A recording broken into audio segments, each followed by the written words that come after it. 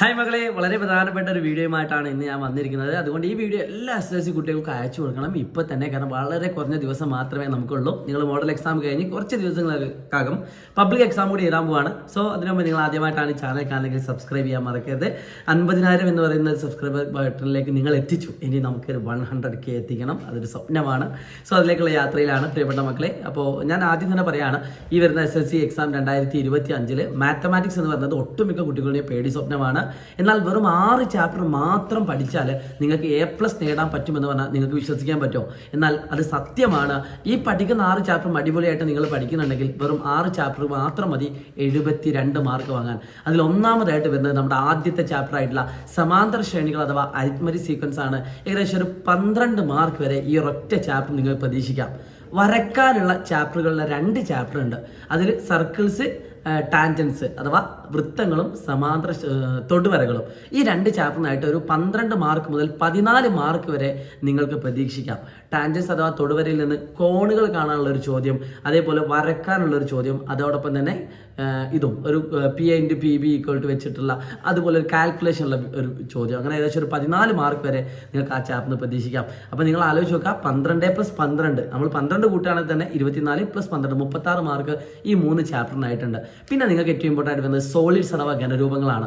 അതിൽ നിന്ന് നിങ്ങൾക്ക് ഒരു 12 മാർക്ക് മുതൽ 13 മാർക്ക് വരെ പ്രതീക്ഷിക്കാം.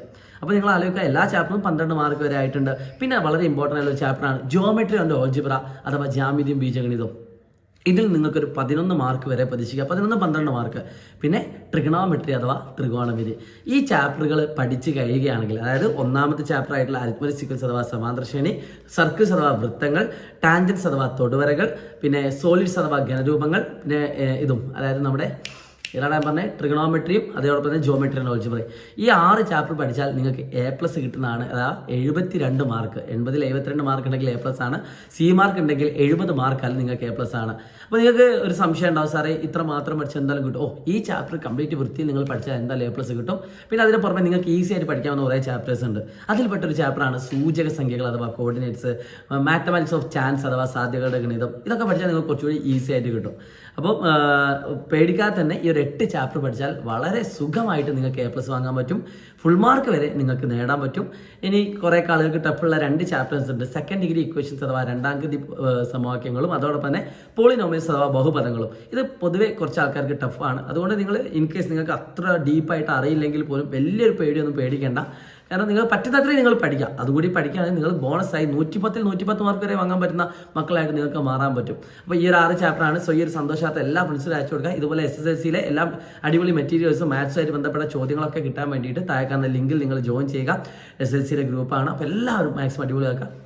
നിങ്ങളോട് പറയാനുള്ളത് SSLC ആയിട്ട് ബന്ധപ്പെട്ട എല്ലാ വീഡിയോസും ചാനലുകളൊക്കെ എനിക്ക് സൈലം SSLC എന്ന യൂട്യൂബ് ചാനലുണ്ട്. അപ്പോൾ അതിൽ മാരത്തോണുകളൊക്കെ ഉണ്ടാവും. അപ്പോൾ അതിലേക്കൊക്കെ നിങ്ങളെ ക്ഷണിക്കുകയാണ്. മറക്കരുത്, SSLC ആണ് ഏറ്റവും അടിപൊളിയായിട്ട് നമുക്ക് വിജയിക്കേണ്ടതുണ്ട്. So it's me Shahid Ramzan, easy maths.